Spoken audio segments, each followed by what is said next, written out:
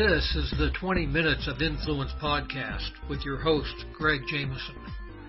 Influencer marketing is the process of identifying, researching, engaging, and supporting the people who create high-impact conversations with your customers.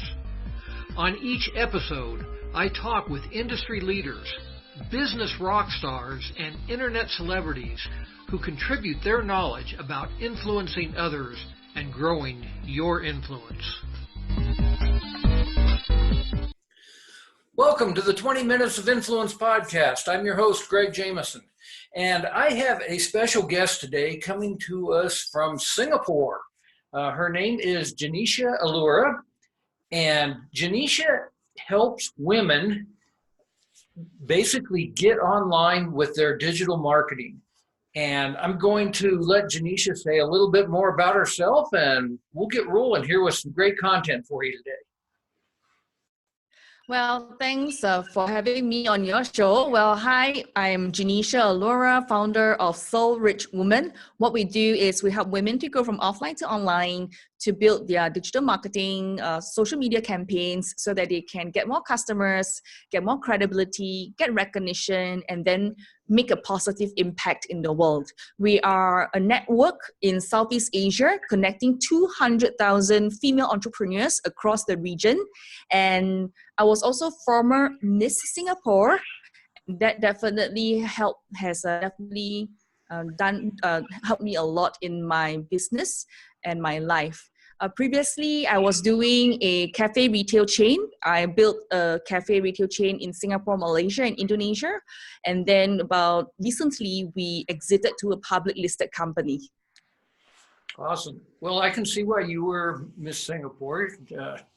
Very beautiful woman here talking with us today. For anyone that might be watching this instead of just listening to us, we welcome you here as well. So tell me a little bit, Genecia, about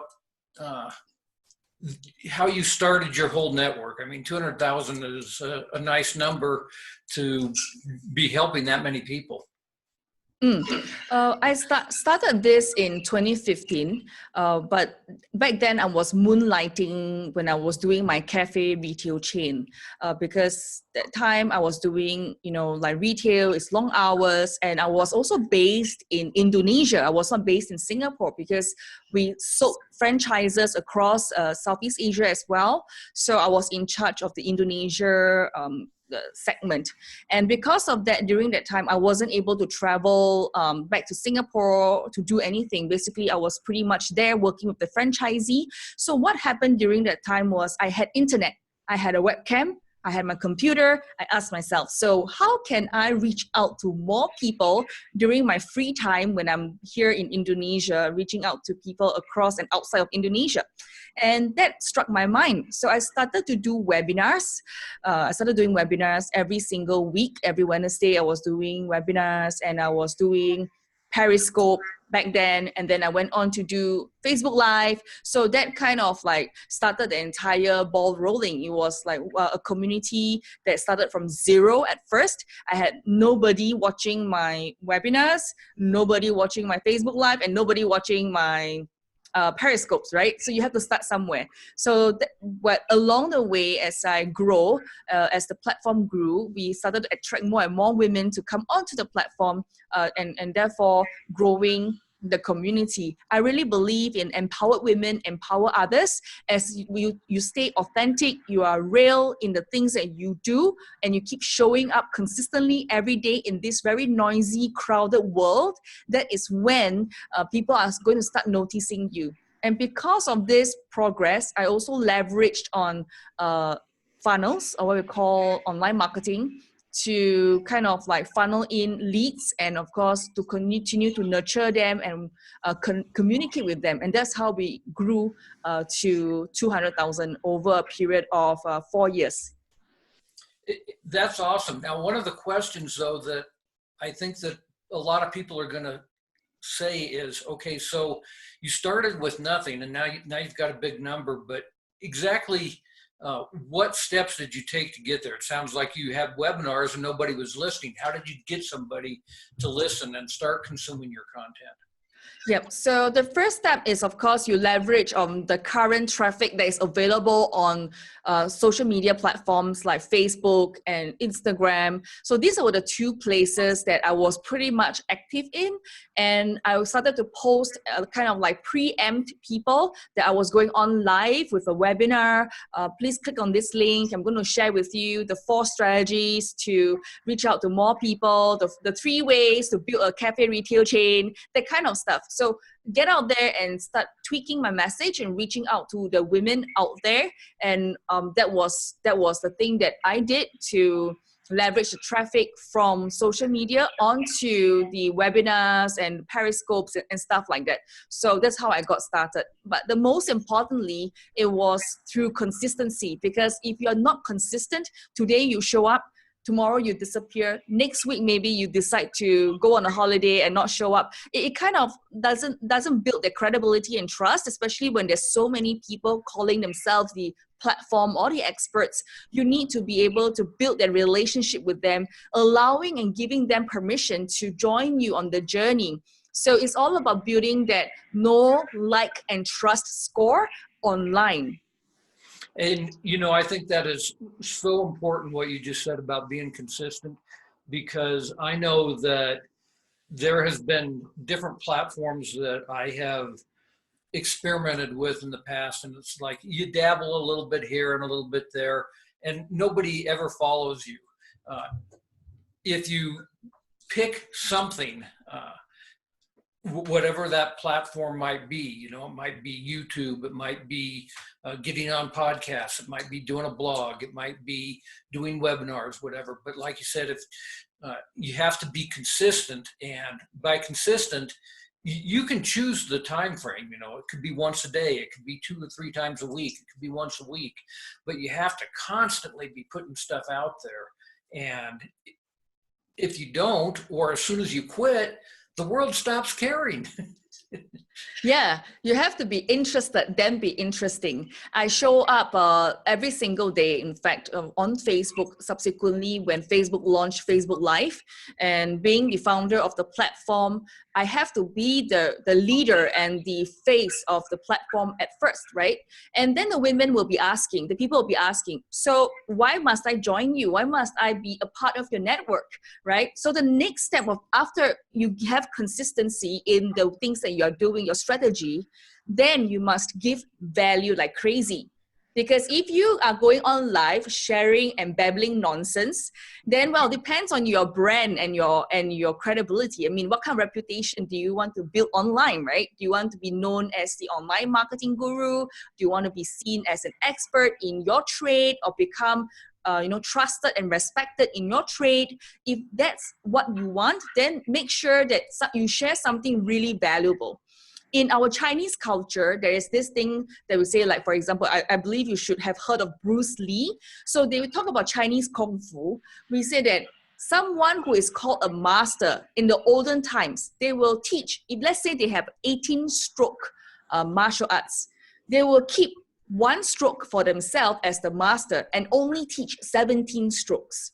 But in this online world where Google is free, YouTube is free, and everything is searchable online, when you are able to give your best value ever so that people can have a takeaway, people are able to see that you are sincere, you're authentic, and that is when magic is going to happen. They're going to buy from you. You know, they're going to buy your digital product, or they're going to learn from you or hire you to be their mentor.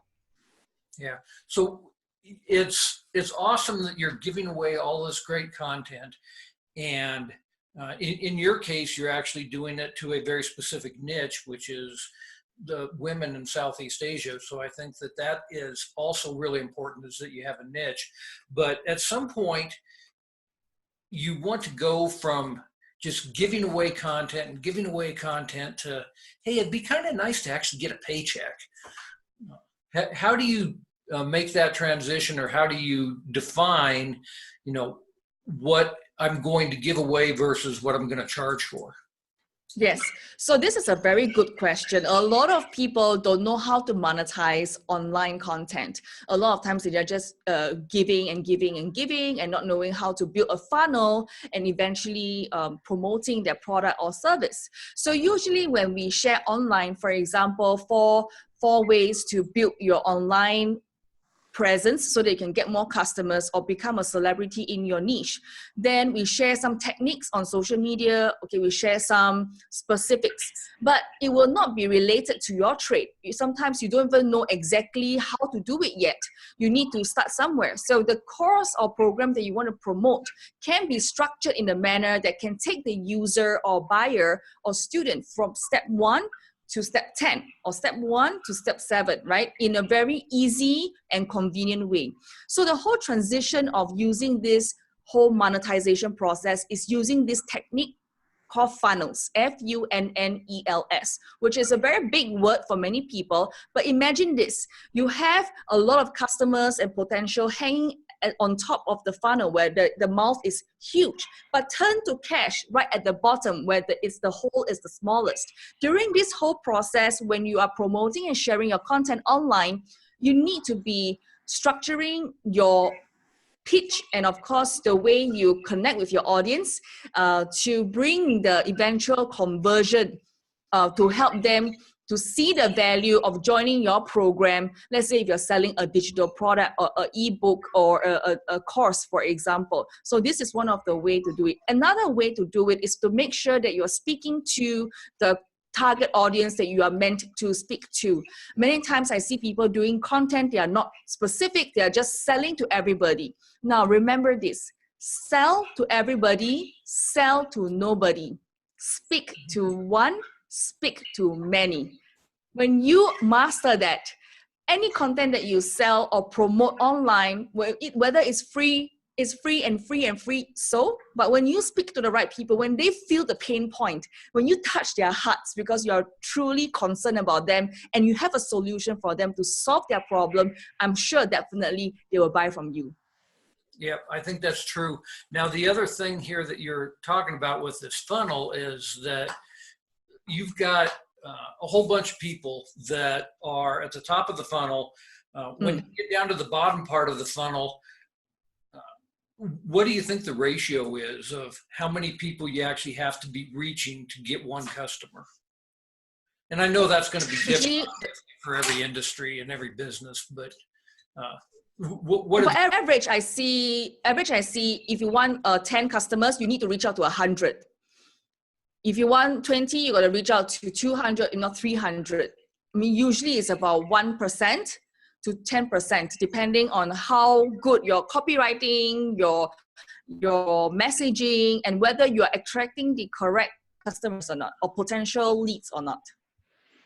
Okay, yeah, and I think that that's really important for all of our listeners to understand is that just because all of a sudden you've got lucky and you've got 100,000 followers on Instagram, that doesn't mean that you're going to get 100,000 customers for anything that you do. It's one, it takes a lot of work to get there, and two, the ratio of how many people are actually ever going to be your customer is really small compared to the number of people that you can actually be helping in the world.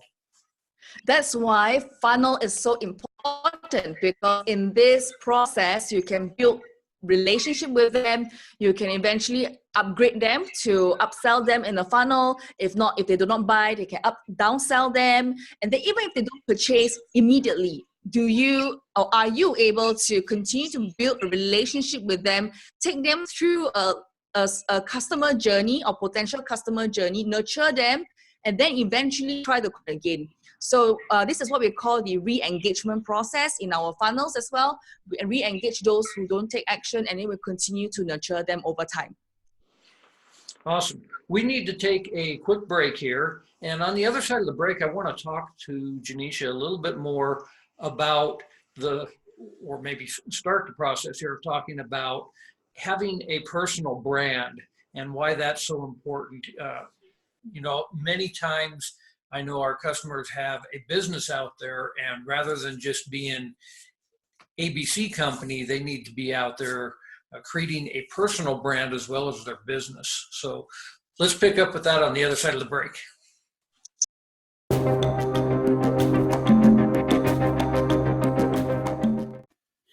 Hi, I'm Greg Jameson, the host of the 20 Minutes of Influence podcast. Every week, I not only have the opportunity, but the real privilege of interviewing experts in their field, true thought leaders, and I get to share this information with you. The purpose of this is really to help you sell more of your products and services online, which is the core premise of my primary business, Web Stores Limited. At Web Stores, we go out and we create e-commerce websites for small businesses. Plus, we do internet marketing and digital advertising for those businesses to really help them sell more online. We have a whole number of resources and tools designed to help make this process easier for businesses, probably much like yours.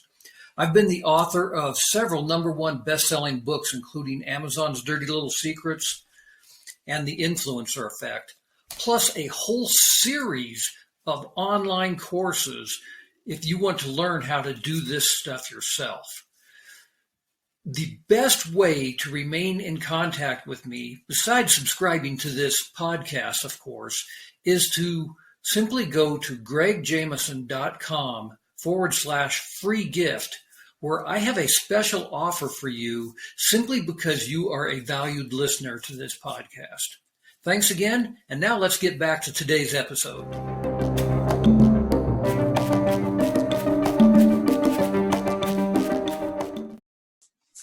Welcome back to the 20 Minutes of Influence podcast.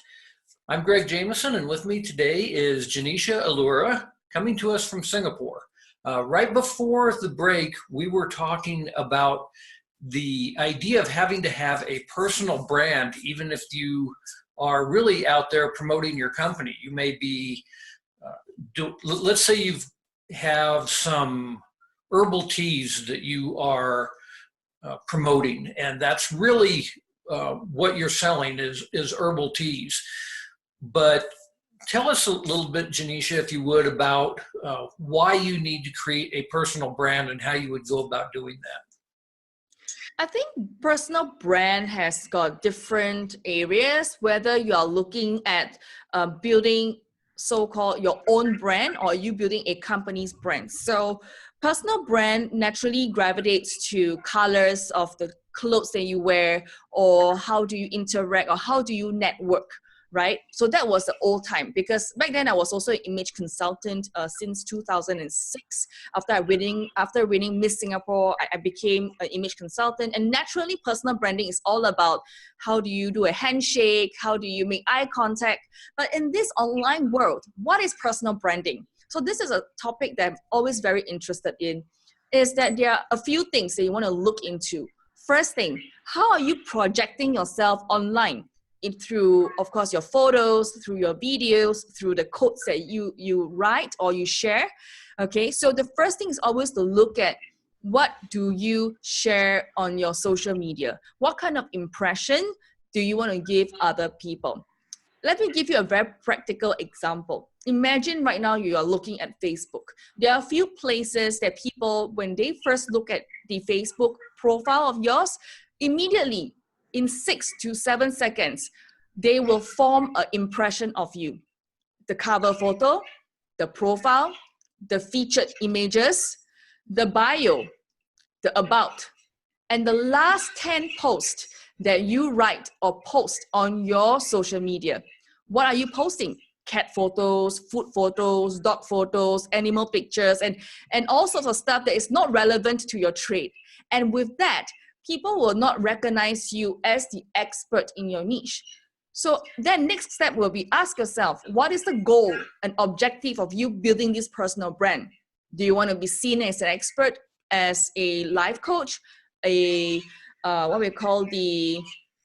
author? So what aspect do you want to see yourself being seen or recognized in? Then you have to work backwards. Begin with an end in mind. Build something memorable so that people will remember you online. And I think that, every business is a personal brand, whether people think of it or not. Even a very big business like Facebook, the personal brand is Mark Zuckerberg. Amazon, it's Jeff Bezos. Uh, so it happens all the time. I remember when a guy named Victor Kahn bought Remington razors, and he was like, I like this razor so much I bought the company, and he really branded that company as his. And I think that that's so important that people understand that even if your business has some other name other than just your name, that it is still you as a personal brand that's out there that is promoting that. And like you said, you have these Facebook posts, and if you're out there putting up videos of cute cats and animals doing funny things, is that really what you're trying to come across with your social media? But one of the common questions I often get is, what if I run multiple businesses? Like, for example, when I was running a cafe retail chain, I was also doing my image academy, and then I was building up Soul Rich Woman all at the same time. So then how do you differentiate which one to post on your social media, right? That means like people will be confused if you're a serial entrepreneur like myself. People will be confused about your personal brand if you are not strategic about it. So my advice for those of you who is running multiple businesses is to look into which one is still your priority. There are usually two tracks to this. The first one, what is the priority?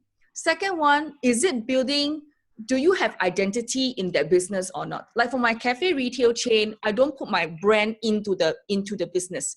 The brand itself will be the cafe brand in itself. It will not have my name in it. But as an owner, I don't really also talk much about the cafe chain because my focus is still empowering women. So I need to balance that, strike a balance to this building of the brands when you're running multiple businesses. Pick one that you want to focus on and focus on it. The other ones can be complementary, like when you're having your dishes, main dish versus your appetizers. So we're sitting there posting stuff out on social media, and that's helping us become a recognized expert because those are the things that we're talking about. Now, I know that I follow many of the big names in businesses, including Mark Zuckerberg and Jeff Bezos, who I just mentioned. And I see them occasionally posting things about their personal life, which obviously helps us relate to them as human beings. But how often would you say somebody that's trying to create themselves as an expert in the field, how often should you be putting a picture out there about how you went on vacation or whatever versus, hey, here's all about my company? Great question. When you are posting on social media about your personal life, link it back to the main message. What is it that you want to tell the people? Are you, let's say, if you're a life coach, are you empowering women or empowering men? Can you share something that's relevant to the vacation that you are vacationing at? So you want to find ways to share stories that link back to the main key message that you are talking about. Yeah, and what you just said there, I think is so important, is stories. People remember stories. You can sit there and spout out about your business all day long and give facts and figures and so forth, but when you have stories, people really start to resonate with you and go, oh, now I get it, and that's where that personal connection, I think, comes in. That's right. So as we wrap up here today, can you tell our listeners, Genecia, about your business more in general, I guess, and about how people can stay in contact with you? Well, you can actually download How Do You Delegate 80% of your to-do list, and so that you can free up your time so that you can do the things that matters.